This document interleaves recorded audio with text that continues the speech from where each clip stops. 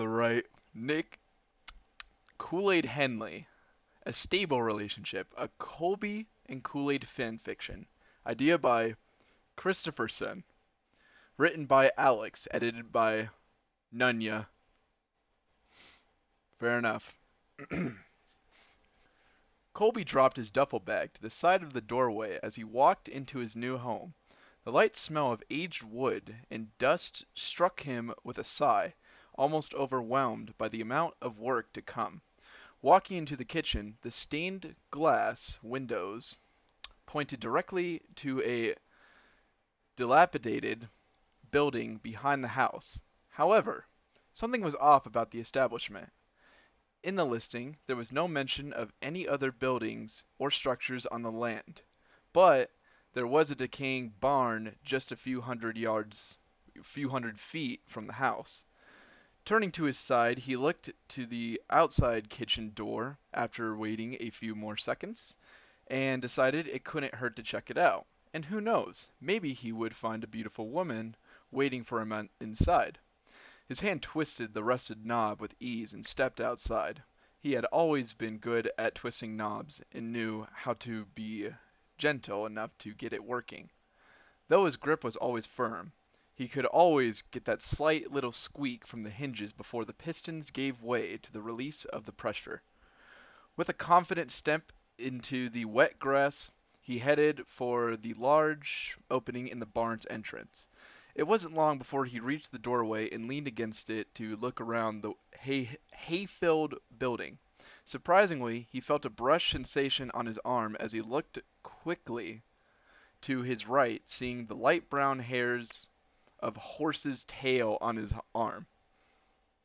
He shifted away quickly, causing the horse to jerk away and hide. Colby slowly came back to his senses and looked around for the horse. In his vision, he saw a stable plaque with the name Kool-Aid written on it. It looked to be worn down, so Colby assumed that no one had been there to take care of the horse in a very long time. In a low voice, he called, "Kool-Aid." Fuck!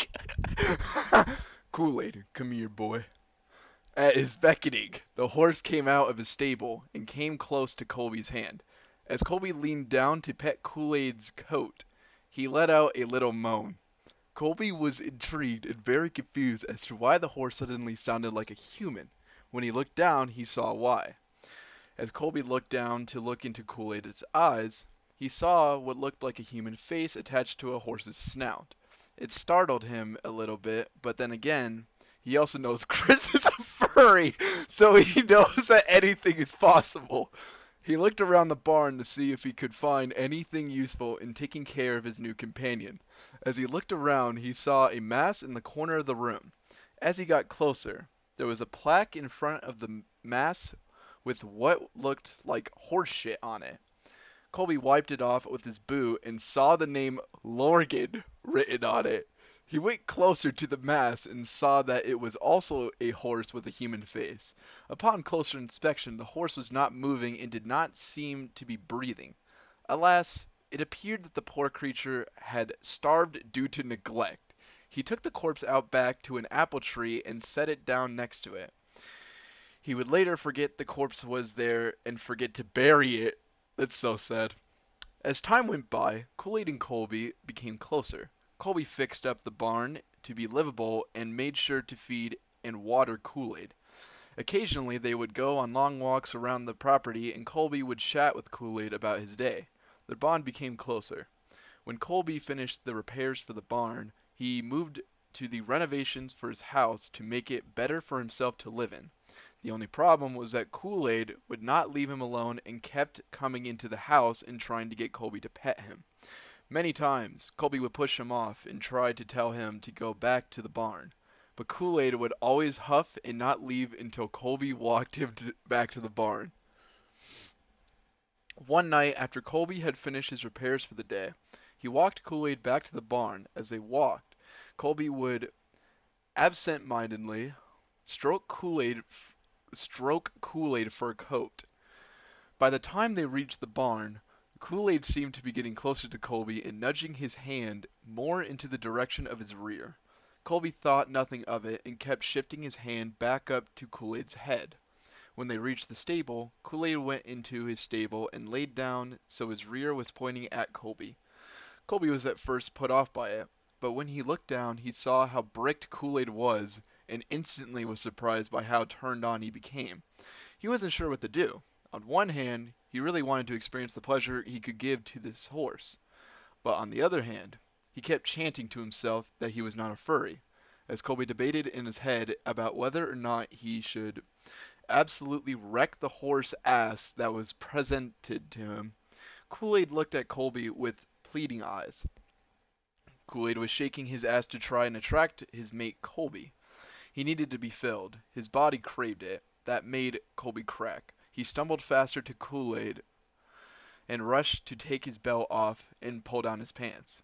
As he was working his pants down, Kool-Aid decided to rub his tail on Colby's hardness. Colby could not take his pants off fast enough. In minutes, Colby was sliding in. It felt amazing. Kool-Aid felt like a tight pussy, but was taking every inch of Colby. Kool-Aid enjoyed it too. He kept stretching his head back and nickering. With confirmation from Kool-Aid that he was feeling it, Colby went faster. Every thrust he made, he reached around Kool-Aid and stroked his small horse cock. Even though Kool-Aid was pretty small by horse standards, Colby was still able to wrap his hand around his erection. Colby stroked with each thrust, making Kool-Aid moan and throw his head back. This lasted for hours. It was hot and sweaty. While they were fucking, Colby stood Kool-Aid back up and lengthened their thrust together. As Colby thrusted back, Kool-Aid slammed back into Colby. Kool-Aid was feeling so good that he bent his neck down and started salivating. He was able to reach his own cock and started licking it. The more he stretched, the more he was able to fit his own erection into his mouth. While Colby fucked Kool-Aid tight ass, Kool-Aid was rocking into his own mouth. The more it went on, the closer the pair came. Colby leaned down and whispered into Kool-Aid ear while nibbling it. "There you go, bud." "Nay!" At the sound of Colby's encouragement, Kool-Aid immediately started nutting into his own mouth. Colby was pumping himself inside. That was the moment he realized he had forgotten a condom, but he was far too gone. He needed to fill Kool-Aid up with his seed. When the high started to settle, Kool-Aid laid himself to the ground and motioned for Colby to do something. Colby wasn't sure what he wanted until Kool-Aid kept crying when Colby's seed started spilling out of his gaping ass. Colby finally got the hint and looked for something to use as a butt plug. When he was looking around, he found a traffic cone and a vaginal speculum. He picked up the vaginal speculum and inserted it into Kool-Aid. Spreading him further allows the semen to go further into Kool-Aid so no seepage would occur.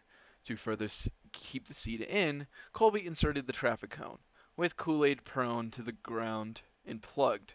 There was little chance of the seed escaping. Finally, with the traffic cone to stop the semen from spilling, Kool-Aid sighed with satisfaction. Colby laid down, and with him stroking his fur, until they both succumbed to sleep. Early in the morning, Colby woke up to Kool-Aid whining. Overnight, the seed had been absorbed into the walls of Kool-Aid's rectum. It seemed like the traffic cone wasn't needed anymore. It was causing him discomfort. As Colby pulled the traffic cone out, he pet Kool-Aid to calm him down. Once it was out, Kool-Aid shook his ass to have Colby inside him again. Colby, of course, obliged. This occurred constantly over the following days. Between fucking, sleeping, and the occasional meal, the days went by.